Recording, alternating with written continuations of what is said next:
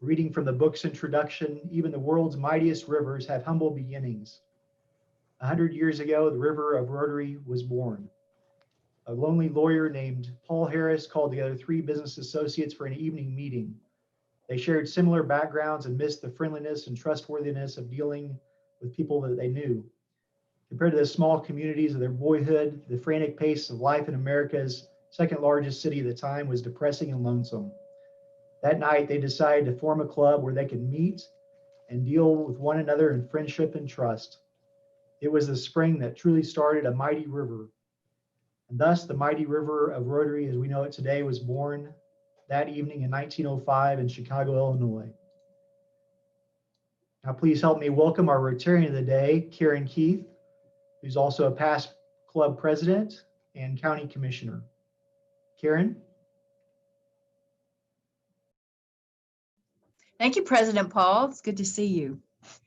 So, boy, this is fun for me today because today's speaker is a visionary, historian, master of relationships and politics, unflappable in the most challenging of times, and the bottom line, the very definition of a great leader. So I'm going to tell you a little bit about Bob's story. Bob Blackburn, a native Oklahoman, has served as executive director of the Oklahoma Historical Society since 1999. He joined OHS in 1980 as editor of the Chronicles of Oklahoma and became deputy director in 1990. He earned his MA and his PhD in history from Oklahoma State University, and Bob published several articles and his first book while still in graduate school, and has since written or co-authored 22 books and numerous articles, journal entries, and screenplays. He is a steady source of historical information to the media, and he has appeared numerous times on the History Channel. He was instrumental in planning and building the Oklahoma History Center, a 215,000 square foot museum and research center with a budget of $61 million. Bob's genius is behind our OK Pop project right here in Tulsa, going up across the street from Cain's. Bob has served on numerous national and regional boards, on committees, including the Western History Association, the Oklahoma Association of Professional Historians, the American Institute of Architects, and Leadership Oklahoma City. His hobbies are reading, running, carpentry, landscaping, and golf. Bob is married to former state representative Debbie Blackburn, and they have one son, Bo, who is a professional photographer in Colorado.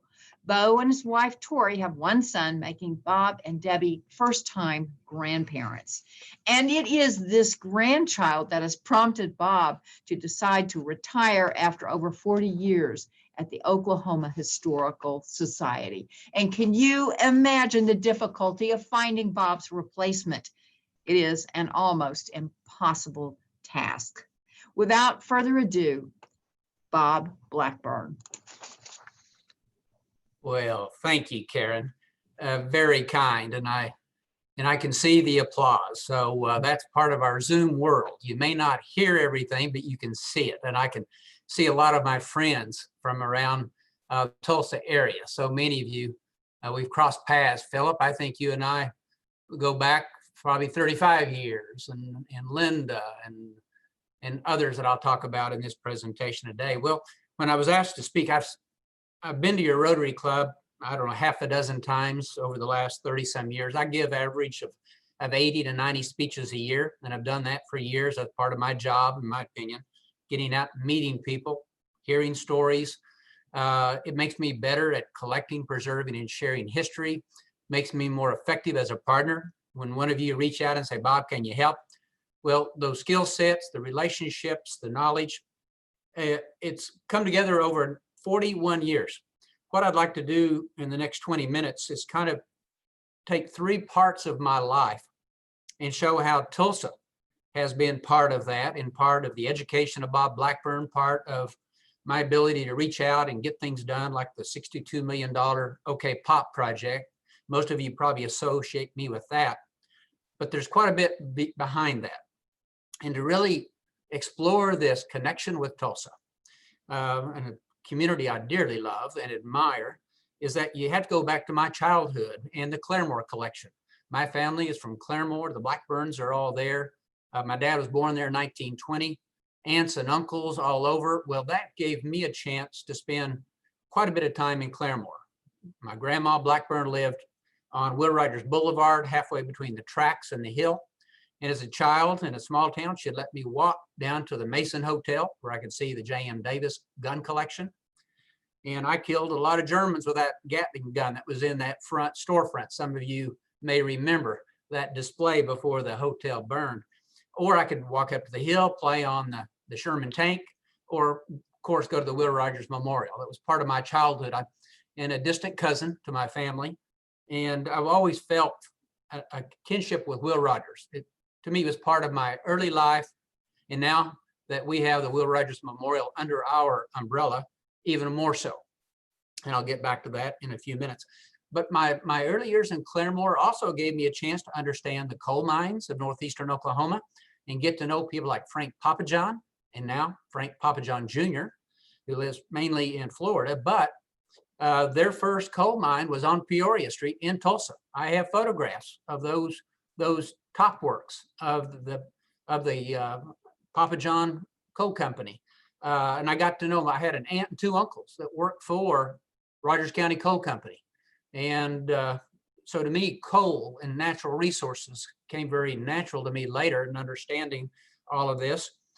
And then growing up there many summers and lots of vacation, I felt like I was part of the Tulsa community because of broadcast television. Of course, Don, in the early 1950s, I was born in 1951, so I grew up with television when it was live.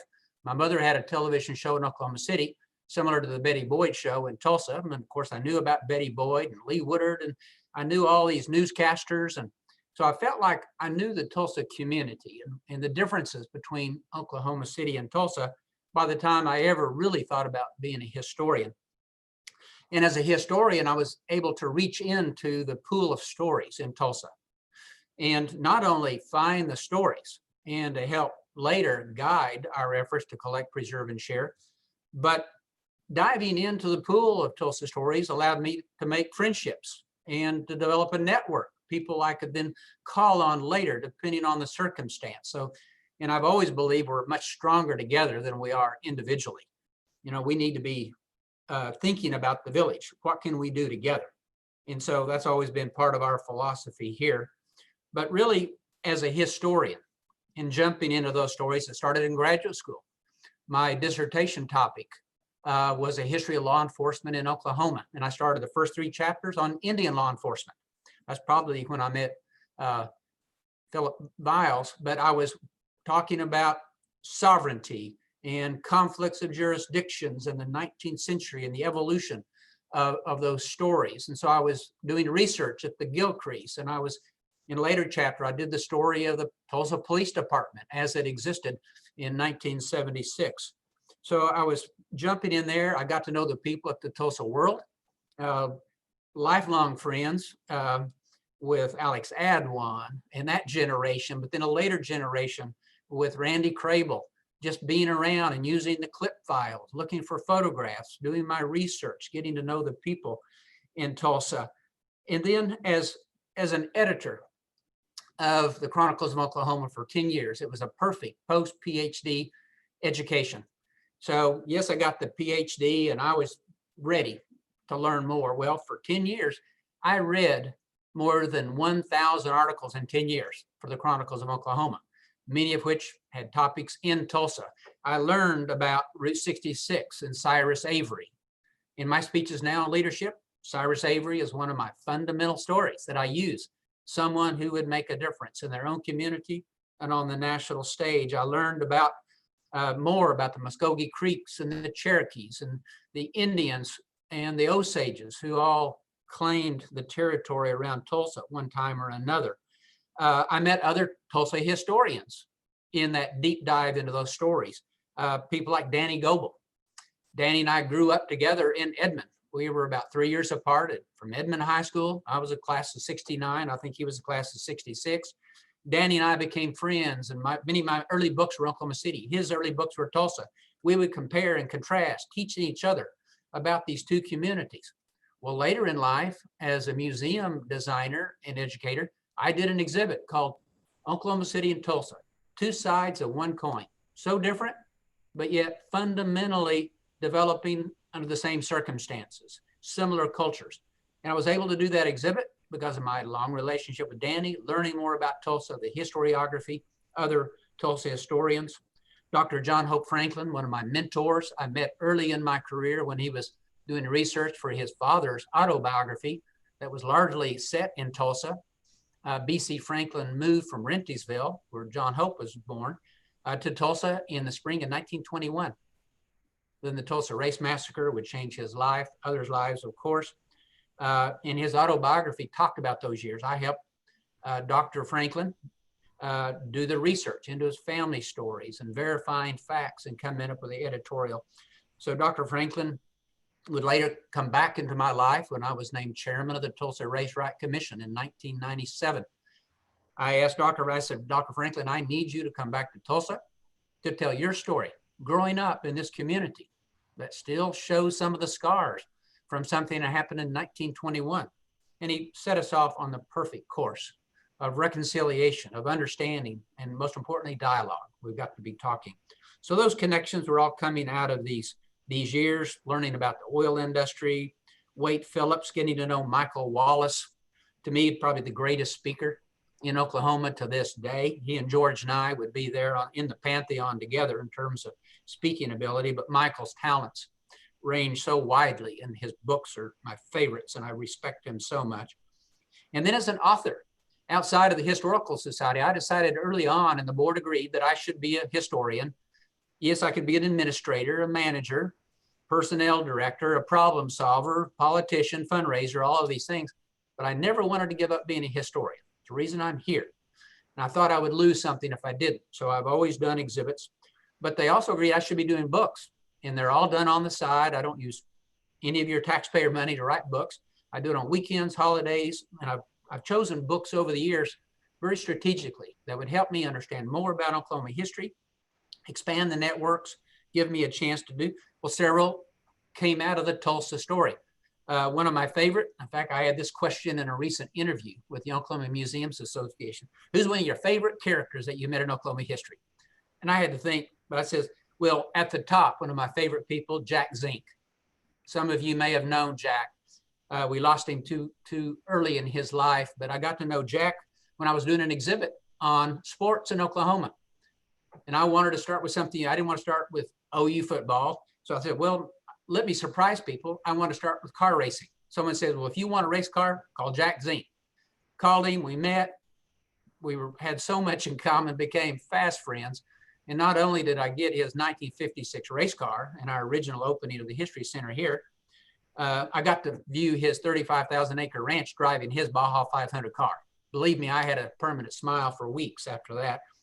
But I got to write his biography and learned so much through studying a person like Jack Zink, who faced challenges and overcame adversity and built teams and just stretched the imagination of what's possible with that competitive spirit he had. To me, and I've used Jack's story in thousands of speeches over the years, getting to know his story, getting to know Tulsa's story helped me. Then I did the centennial for ONEOK. There I got to know the Jenny Crivlings of the world and other people associated, Weldon Watson, who would later come back into my life as a legislator, now a board member. When I did the centennial of ONEOK in 2005, the reason I'm an Oklahoman, my granddad Turley, who came to pick the cotton crop in 1925, found a job laying pipeline for Oklahoma Natural Gas. They just discovered some big wells near Norge. He stayed with them until he retired in 1951. That's in my preface to ONEOK. It's personal. Well, me learning more about ONG and ONEOK and its role in Tulsa, and they were donors, so we have their information is all over this museum. Again, it was helping me find the stories, make the connections, reach out and get to know people like Darton Zink and Jenny Crivling. In fact, I met Karen through Jenny at a time when there was a problem. We needed to solve it. Karen, Jenny, and me sat down, figured it out, had a fast friendship ever since. Most recently, I did a book on Frankfurt, Short and Brugia, an architectural firm that celebrated their 75th anniversary. Well, they were the firm that took the old Douglas Bomber plant in Tulsa after the city of Tulsa and the people of Tulsa said, we will buy that with a bond issue, bring in American Airlines, who paid $35,000 a year lease, but then that became the American Airlines Maintenance Center. FSB has done most of the work done out there since the early 1950s. Well, that allowed me, again, to pull the Tulsa story in to a bigger story. That firm right now is redesigning the hangars for Air Force One in Washington, D.C., connecting Tulsa and making sure that I understood as a historian how that picture fit in. And then third, and lastly here, is that as an administrator, as someone who's given the charge of let's collect, preserve, and share Oklahoma history, of the ability to come up with solutions, to come up with a basic, what I call the entrepreneurial business plan for a state agency. We're also a private membership agency, higher standards that we can do better. We do not have to accept mediocrity anymore as we've done for way too long. Second, we can be more efficient. We can find ways to do things in a better way. And then third, if we'll do the first two, we will find the partners who will step up and say, we like what you're doing. We like the higher standards. We like the efficiencies. We will invest a donation, time, partnerships, collections, whatever it might be. The business plan has worked. And that is because that I've met so many people who added to my ability to make connections and the network that I've been able to use over the years to our common advantage. But also as executive director, I had a chance to work with others on big master plans. We all need to go where we're going. We need a roadmap. Every organization needs a roadmap. If you're in business, you know what I mean. If an institution or a county, we've got to have that roadmap. Where do we want to go? And then hopefully find the leader and say, there's the hill we want to take. Let's all go together. Let's be unified. Let's conserve our resources and make sure we get there. Well, there's one planning document. Sounds very boring to a non-historian, but I wrote this in 1989 with two other staff members, Kathy Dixon, Melvina Heisch, called a Historic Context Review. Sounds very boring, but it took Oklahoma history and categorized it into three criteria. Geographic, are we treating everybody fairly in the state? We're getting their taxpayer money. Are we dealing with them? Secondly, chronological, are we dealing with all time periods? And thirdly, themes. Well, because we developed that in '89, it's been our guiding light. Early on as an administrator, I said, who have we served well? Well, Oklahoma City, obviously. The historical building was built here in 1930. First building outside of the state capitol for a state institution was the Historical Society. So a lot of that has been here, but it was too Oklahoma City centric, and the board and the story and the land run of '89. We had to expand. Are we publishing articles about the Panhandle? Are we working with partners in the Tulsa community? And I determined early on, we had a third of the state's population in the greater Tulsa community that was being underserved by our agency. What could we do about it? So every 5-year plan, every 1-year plan, what can we do to reach out to Tulsa became part of my world of trying to say, here's the next hill we're going to climb together. Well, in being here allowed me to meet legislators from Tulsa, people like John Bryant, who was chairman of our Battlefield Protection Commission that led to us being involved with getting Congress to approve a bill creating the Battle of Ouachita National Monument out in Roger Mills County. It allowed me to meet people like Chris Binge in the House, who's one of the better speakers that I've ever worked with. Brian Bingman from the greater Tulsa area, who said, we have got to do POP and found a way to make that happen. That list could go on with Weldon Watson and others. So in the political world, learning from the Tulsans who have been master bridge builders in the legislature, learning how to get things done with Tulsa having a disadvantage, basically fighting rural Oklahoma. Really, politics in Oklahoma has never been divided, Republican, Democrat. That's artificial in many ways for us historians. It's always been rural, urban. I can tell you a million stories about the urban-rural divide. Well, for so long, Tulsa and Oklahoma City fought the Turnpike Wars. Well, basically, rural Oklahoma had the advantage over both communities. Well, reaching out between Oklahoma City and Tulsa, as G.T. Bynum and David Holt are doing now, as Dewey Bartlett and Nick Cornett did. That's the way of the future. And that then spills over into the political community, learning about all this. And as an observer, a historian who understands the problems and the challenges, watching people like these public servants has been a great exercise in learning lessons and developing skill sets. And then my own board members from Tulsa, Jim Kim, some of you may remember, with Petroleum Institute. He made sure that we were preserving the history of oil and gas in Oklahoma. Well, I'm a convert. I've done a couple of books. I wrote a book for Aubrey McLennan of Chesapeake. I did One Oak story. And I've done 2 exhibits here, and really 3. We have the exhibit on Power to Grow that's just about oil, the outdoor oil exhibit that has 3 derricks in it, including one from Tulsa that Sherman Smith developed in 1949. Got that from Sherman. But Jim said, we've got to preserve it. This is the Oklahoma story. And I agree. To this day, it's represented in our stories and our planning and looking forward. Jim helped me understand that and was a good mentor and introduced me to so many Tulsans. Of course, then we have Karen Keith now. You all know Karen, been a great member of the board, helping with leadership, building bridges with the OK Pop. But then our other partners in Tulsa over the years, and I've got to finish here in about 5 minutes. But we've reached out to the Tulsa Public Libraries on family research. We've done multiple programs together.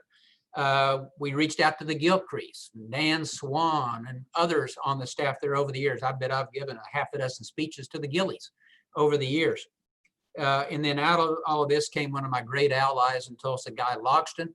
Met him when I was in graduate school, worked with him on a number of projects, still working with the Phyllis and the family, trying to preserve his legacy and make sure that will live on.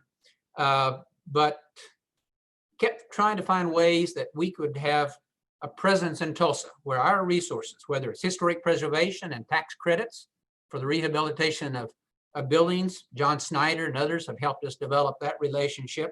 But how could we be there to be an educational force, a preservation force, economic development, and all these things that history can really assist with? It comes back to the Tulsa Historical Society, which came out of the Tulsa Centennial. That's when I met Ed Lawson, one of my heroes. He just said, we have got to take this Travis Mansion, convert it, add value to it, let it serve the people of Oklahoma. Well, that led to my relationship with Clayton Vaughn, who I respected. And Clayton and I had so many meetings in I'll never forget his Mercedes. We'd have a meeting with somebody and obstacles would come up. Clayton and I would go out and sit in the car. Well, Clayton, these are the problems. How do we solve it? Working that way. Well, and then, of course, Michelle, who has stuck with that project through thick and thin, is still there as a great partner, would help us with OK Pop as an advocate, saying there's room in this community for another attraction, like celebrating the creativity of Oklahomans. Some ways it'll overlap, but it's more complementary than it is competitive. Michelle has understood that, was there from the very beginning. As I was learning about the Tulsa community, I was meeting people like Sharon King Davis and the Tulsa Centennial. At one point, Sharon King and Guy Logston and I said, we need a museum here. Wanted to do a folklife museum. Guy and I met with the owners of the Cain's Ballroom before Dr. Rogers bought it. Says, we need this to be a folklife museum. People come in, still have the art, the music, but part of it convert to a museum, a cultural place like the Ryman Auditorium. Nashville finally woke up and says, no, this is an asset. Cain's I saw as an asset. Guy did too, Sharon King, others. Well, it is now an asset because of free enterprise. But getting all of these connections and moving forward and looking for opportunities. And then in '97, I was named chairman of the Tulsa Race Right Commission, again, meeting more Tulsans. Susan Savage and I started a friendship that's continuing to this day. She and I have been corresponding recently on a zoning issue on Peoria. Some of you may know about that. But Don Ross, probably one of the brightest people I've ever met.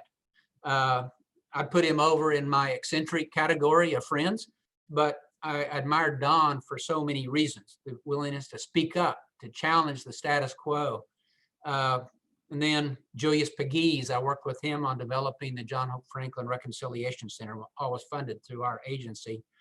And then through all of this, meeting people like Kevin Matthews, one of your senators, Ken Busby, a creative genius who has been so supportive and gets the big picture.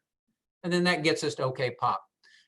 We did an exhibit in 2008 on the history of rock and roll in Oklahoma. So many Tulsa stories. That's when we met Steve Ripley and Jamie Oldecker.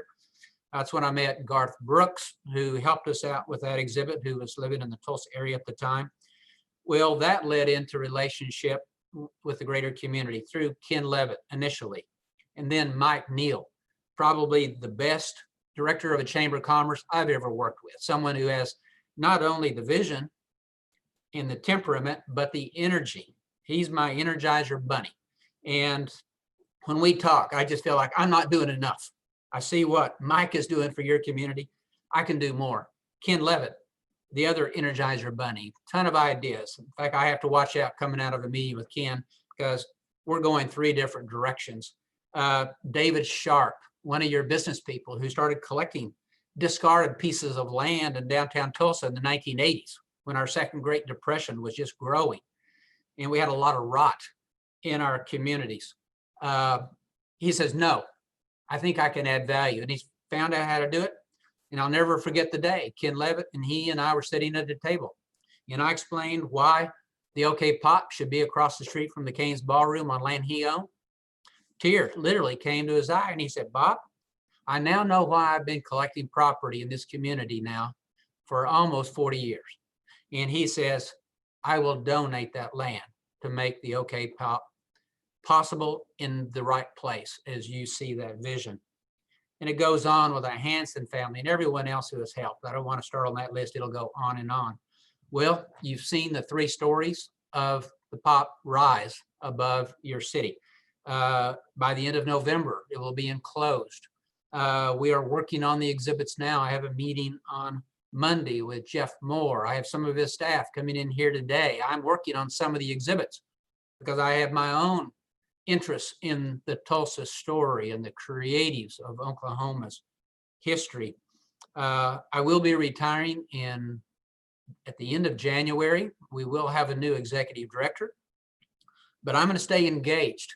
I will stay engaged with the OK Pop. I've told the folks in Claremore that I will remain on their foundation and help with that project. We have not announced it, so I'm not going to tease you with that, but we have a major proposal coming up on how to reinvent the Will Rogers Memorial for the modern age when there is no memory of Will Rogers. So a memorial doesn't work any longer. Where do we go? We think we have a master plan in place. We're drawing people in. We'll be launching that soon, and I will be part of that. I will not be leaving Oklahoma. My roots are too deep in the Oklahoma communities, too many friends, too many opportunities. I'll be working on some projects. I think one that would impact Tulsa probably more than any community. I want to do something on the assault on and the rejuvenation of sovereignty. Our tribes have never lost their sovereignty. They never had to ask anybody for sovereignty. They are sovereign as tribal communities. There has been an assault on that, but it survived through the tough years.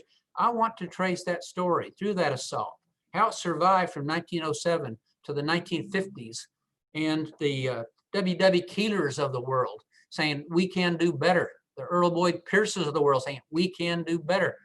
And then all coming together and learning how to live in a community through negotiation, through cross jurisdiction. We can do this. I have no doubt as a historian. People now are worried about it. Well, we need to be concerned. Where's it going to go?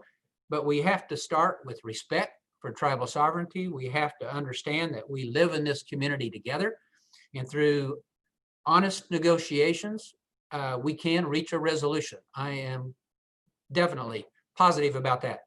I think I can help on the historical society to understand what happened starting 300-400 years ago and bring it up to the present day. So I'll still be involved in the community. So this has been a great journey for me of 41 years. I've learned so much, so many friends I'll leave behind, but I want to remain part of your community. maybe in another 3 or 4 years, I can come back to Rotary when we're all meeting again, and we can have a follow-up on what's happened now. In the meantime, continue the good work in Tulsa, each of you individually and working as an organization through Rotary. Thank you very much for this opportunity. Thank you. Thank you, Dr. Blackmore. Hey, Thank you. Karen, do you want to field some questions? You look like well, I had one out. I was gonna, Bob, as we look to the future and relationships with the tribes, can you kind of talk about, as a state, how we should engage, and then what could we accomplish if we're actually collaborating and working together? Well, thank you. That's a softball question because you know my answer. In 1992, working on the Battle of Ouachita site and working with the Cheyenne Arapaho, and then getting to know others in the tribal community, Neil Leader, who now on the board at that time, Senior Assistant Attorney General, helped me write a statute that would allow us to reach out to the tribal communities and say, with respect, we want to be partners. And going beyond just hollow words, we said, we want to follow up with action. So the statute would allow us to take state properties that we had accumulated, because our organization goes back to 1893. 1895 is a territorial agency, 1907 state agency. And we've accumulated property that we've protected, like Sequoia Home Site, Fort Ouachita, cemeteries. When I started, out of 41 museums, 30 had an Indian theme. So we've got these assets. How can we preserve them? Well, the statute would allow us to transfer the tribe for, quote, in-kind value. I think it's constitutional. Neil thought it was, never been challenged. But with that, I was able to reach out to the tribes in 93, 94 during budget cut years and say, we've got some properties that are beyond our means to really develop. And we negotiated those first transfers. So with William Mankeller, we transferred the Cherokee Courthouse at Gore. It was a reproduction, not the real thing. That was an easy one, but some cemeteries. We worked with the Chickasaws and Lieutenant Governor Bill Anatubby at the time to transfer White House of the Chickasaws and the Chickasaw Council House to the tribe, working with the Choctaws on properties and proving ourselves that we not only saying we had respect for their sovereignty, but prove it. Well, probably one of the days that'll be in my memoirs is when Bill John Baker and I sat about 3 years ago and signed the documents transferring Sequoia's home site to the Cherokee Nation. For 250 years, we've been taking the land away from the Cherokees, speaking of the greater community. It's time to give it back, in my opinion. And at that date, I had a chance to say that to the press. The press was all there. Bill John and I had this agreement between a lowly state agency, very small compared to most, and a tribe saying, this is the way things can happen. Since then, they've tripled the staff there. They've invested in things we could not afford. We've been able to take that money and invest it in the Hunter's Home in Tahlequah, in the Cherokee Nation, as we said we would do.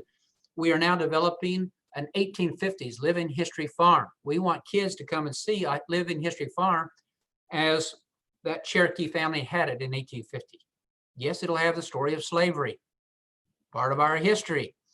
It will be told, but it allows us to have dialogue about the legacy of slavery. Well, we wouldn't have that chance without the partnership, without reaching out. We're negotiating now on a couple of projects in Indian country. Every agency director, every legislator, every governor should have this attitude. Let's negotiate and with respect, and let's plan ahead. Where can we do things together better than we can do them alone? And I think if we start there, we have a good chance to reach a good conclusion. So, Bob, if you looked in a crystal ball and you could take the model that you created with OHS for our governance here, for the governor, for our legislators, and trying to weave together governance with the tribes, if you, as an historian looking to the future, how do you think that could be accomplished? Well, I think two things. One, we have to start with respect. That's just common respect. That's just being good people. But secondly, I think we have to know that this is going to be a series of negotiations, that there's no finish line. We will not get to a point where we say, oh, so this is it. This is our relationship. That's going to change as it should Government should always be changing, and it has. I've seen it in my lifetime. I studied the changes in our history. The Oklahoma government of Alfalfa Bill Murray in 1907 is definitely different than the government we have today. So the people, through laws, constitutional amendments, that's been constantly negotiated between constituencies and communities and people. Our relationship with the sovereign Indian nations has to be done the same way. A series of negotiations. Identify what are our assets, where do we have conflict, where can we resolve the conflict, and then come together. So I think we have to know that this will be an ongoing conversation, and it has to be dialogue. It's like what came out of our Tulsa Race Right Commission. If there's one message in that report, people want to look for, oh, we didn't get reparations, or they got what was coming to them. Why are we dealing with this again? You know, we get those extremes, but in the middle is dialogue. We have to be talking to each other. We cannot say, this is my tent, that's your tent, let's go to war. We've seen that in history way too many times. It happened on September 31st, or excuse me, May 31st, 1921 in Tulsa. It happened in April of 1861 in the country. We cannot let that happen. We have to be talking and finding a solution with respect, knowing that this is not going to be the conclusion, but it gets us to the next step. Thank you, Dr. Blackburn. Thank you. Appreciate you being here today. And on behalf of everyone here, we want to say thank you for your service to our great state over the past 41 years. I'm a lover of Oklahoma history and Tulsa history, so especially want to thank you for your wealth of knowledge you share with us today on those subjects. Thank you again. Thank you. And join Michelle's, join the Tulsa Historical Society. I'll put in a plug for you, Michelle. Join, help. We're Thank stronger you. together. Yep, we have a great historical society here in Tulsa. Thank you. Yes, sir. Now please welcome our fellow Rotarian and General Director and CEO of the Tulsa Opera, Ken McConnell. Thank you, President Paul, and we're so glad and happy to be here. We are actually going to put on a live performance today, so bear with us because it is live TV right now, so there could be some errors. But we have two of our storied Phil Strip resident artists with us. Julia Laird, soprano, will be singing, and then Keeson Drozda, our pianist, will be playing the piano. I am now going to turn the screen around so you'll see Julia. And Julia, if you'll please tell what you're going to sing for the audience. Can everyone see? Oh, uh-oh.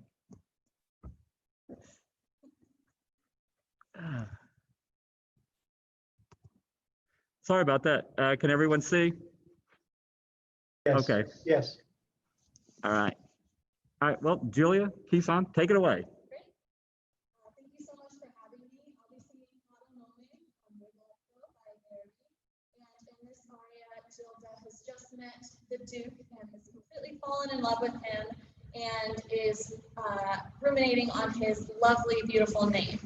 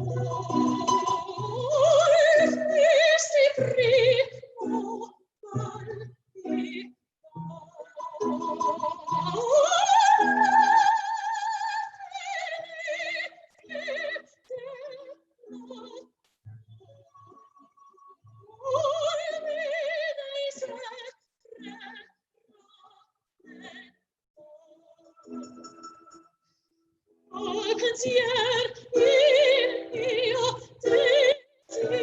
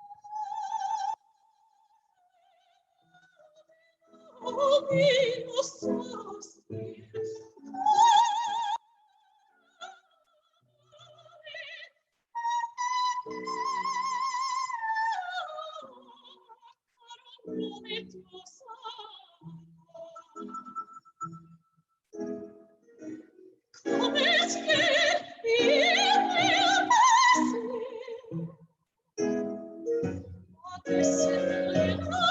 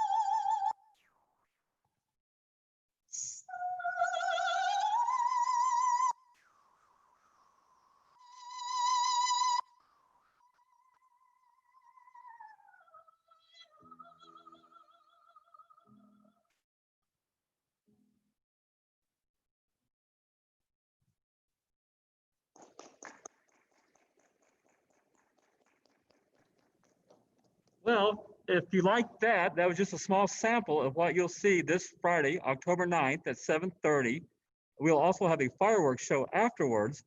And also, the first 1,000 people will get a complimentary Tulsa Opera souvenir mask and a set of baseball cards featuring all the singers. So we look forward to having everyone come out this Friday night. Tickets are $25. Bravo. Thank you, Ken, for bringing us that wonderful performance. All right. Thank you, Paul. Thank you. Everyone, be sure to get your tickets. We do want to say a special thanks to this week's sponsors, Vision Source, Terry Lawson, Regent Bank, Elaine Dishman, Greg Boudreau, Monette Associates, Ed Monette, Claude Neon Federal, James Adair, John Crescent, Allstate Agency, John Crescent. We have some outstanding programs lined up for you this month. Mark your calendar for October 13th. Coffee with the Crew. Fred Davis will be our guest speaker. October 21st, former Governor Frank Keating will be joining us. We are proud to welcome 4 new members who have recently joined our club. Elsa Allen with Nordam, Bree Segovia, Corporate Realty Advisors, Ginger Turcott, Oklahoma National Guard, Holly Hubbs with Magellan Midstream Partners. Welcome to Rotary. You have joined a global community of more than 1.2 million men and women dedicated to building a better world. Now for a special announcement, I'll turn it over to our past president, John Raines. John? Thank you very much, President Paul. As chair of the nominating committee, it's my honor today to introduce the continuing leadership for next year along with the new candidates. First, I would like to introduce the 2021 nominating committee.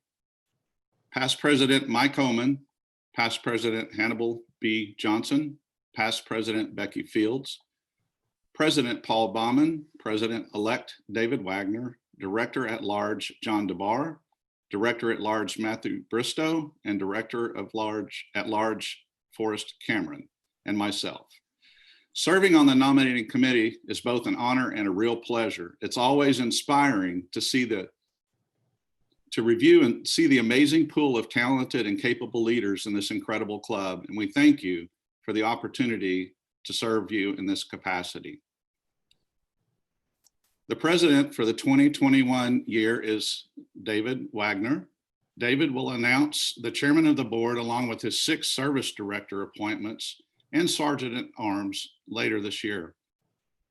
The 2 continuing directors at large for 21-22 are Matthew Bristow and Forrest Cameron. President Paul Baumann will become immediate past president.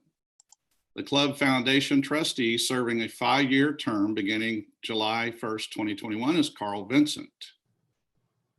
The 2021 budget chair and secretary treasurer is Norm Simon. The 3 candidates for director at large are Prima Donna Braddock, Karen McCannell, and Charles Sechrist. In accordance with the club bylaws, any member of the club may add a nominee to the proposed slate no later than 2 weeks from today, Wednesday, October the 7th, by submitting the nomination in writing, signed by 25 members of the club.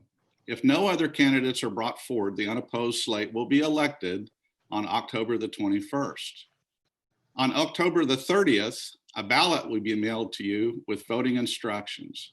You will select from the slate of 3 candidates for the director at large position, who will begin a 3-year term, July 1st, 2021. The director at large nominee receiving the greatest number of votes shall be declared elected by the election committee on December the 2nd at the annual election held via Zoom. Now it is my great honor to introduce the president nominee who will serve as a 109th president of the Rotary Club of Tulsa in 2023, Ms. Jerry Barrientos. Please join me in congratulating and thanking this group of leaders for their willingness to serve our club and its members. Thank you, past President John, and to the nominating committee also for your dedication in selecting this outstanding slate of officers. You're welcome. Thank you, President Paul. Thank you. It's now Sarge time. Sarge Carl, are you there? Yes, sir. Sir, yes, sir. I am here. Bree Segovia, our newest member, is going to be teeing up our program here in just a second.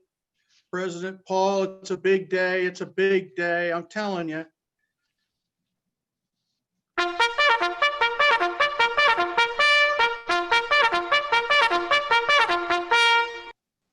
President Paul, welcome to an episode of Rotary Club of Tulsa Jeopardy! We're going to get you to pick a category, but before you pick that category, President Paul, I'm going to make an early pitch for a couple of fines. Our speaker today reference something that's worth a few $100s in my mind. He mentioned Ken Levitt and Mike Neal, both as Energizer bunnies. And when I got the image of Ken Levitt and Mike Neal in their pink bunny outfits, I thought somebody might be willing to pay a fine for that image. We could put it up on screen if they'd give us permission to do that. So if anybody's interested in us photoshopping one of those together, please send an email to sarge@tulsarotary.com and I'll try to get permission to do that. But President Paul, at this time, I need you to pick a category for Tulsa Jeopardy. Sarge, I'll take birthdays for at least $100. Birthdays for at least $100. All right, President Paul, that's a good pick. Starting out here, and there's people celebrating already on that. Let's see. What do we got? Linda Bradshaw gave us $100 or $78 for her birthday, and the board stepped up and put another $100 with that. So you asked for at least $100, President Paul. We've got $178. President Paul, I don't know if you know this or not, but the Greater Tulsa Reporter named past President Linda a First Lady of Tulsa and put her in the same category as former mayors Kathy Taylor and Susan Savage. We always knew she was a great leader as our past president, but it seems as though the community at large recognizes her as well. Linda, we're so grateful that you're a part of our club. President Paul, let's see. Can you pick another category for us? Sure, I'll do newspaper articles for a triple double. No, wrong game, President Paul. Oh. That basketball is triple doubles. Oh, This sorry.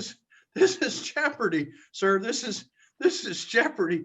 Bear with me a little bit, but I tell you what, I can accommodate you a little bit. We got a fine here for $400, and it's a quadruple daily double because one of our board members during the board meeting brought up the fact that past President Hannibal, along with Phil Armstrong, I'm sorry, were recognized in the Tulsa World in an article about the Tulsa Race Centennial.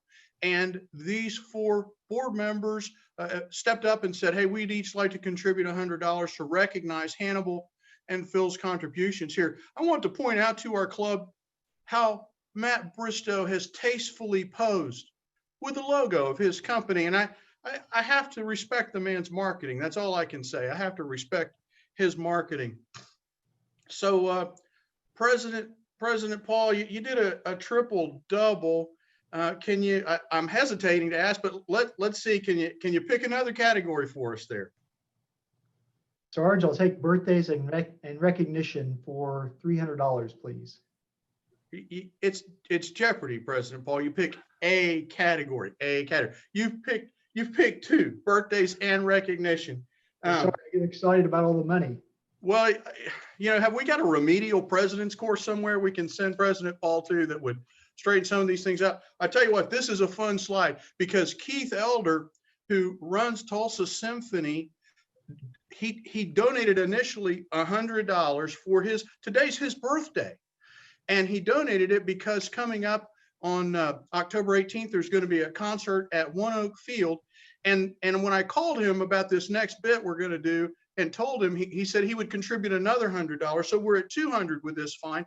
Not only that, and this is where it gets interesting, I'm about to make a fool of myself for the Rotary Club of Tulsa because we've had an anonymous Rotarian who said, if you will read the invitation to this Tulsa Symphony event in a snobbish English critic's voice, we'll pay an additional $100 fine. So President Paul, I did get Keith Elder's permission to do that. And I don't know if you knew this, Keith was an attorney in Massachusetts before he got into the music business. So you always got to talk to the attorneys before you start taking their name in vain. But so I'm going to read the Rotary invitation to this event in the voice of a snobbish English critic. Bear with me.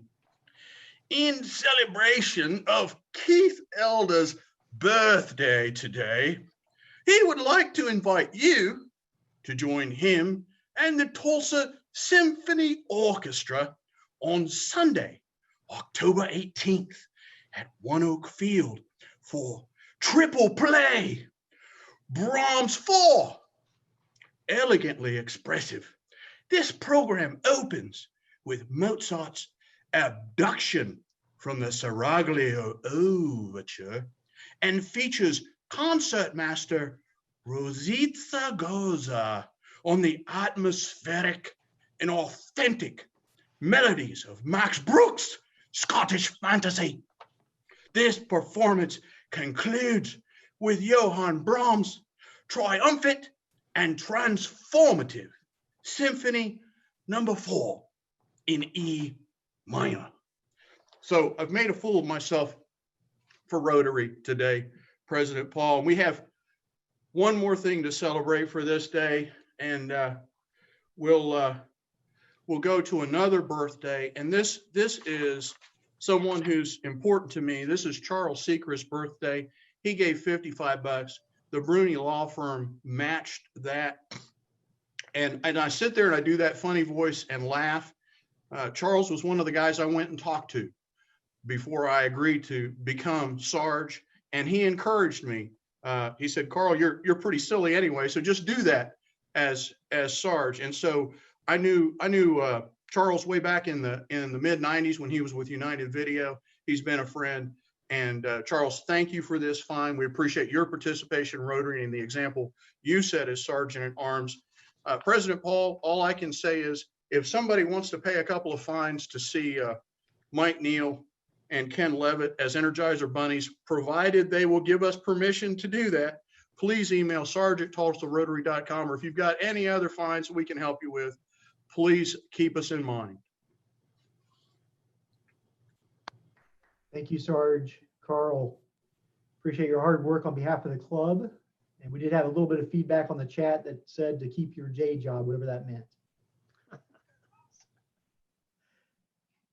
I want to say thank you for being part of our great club as part of the Rotary Club of Tulsa, which forms one of the tributaries that flow together to make up the larger river of Rotary International.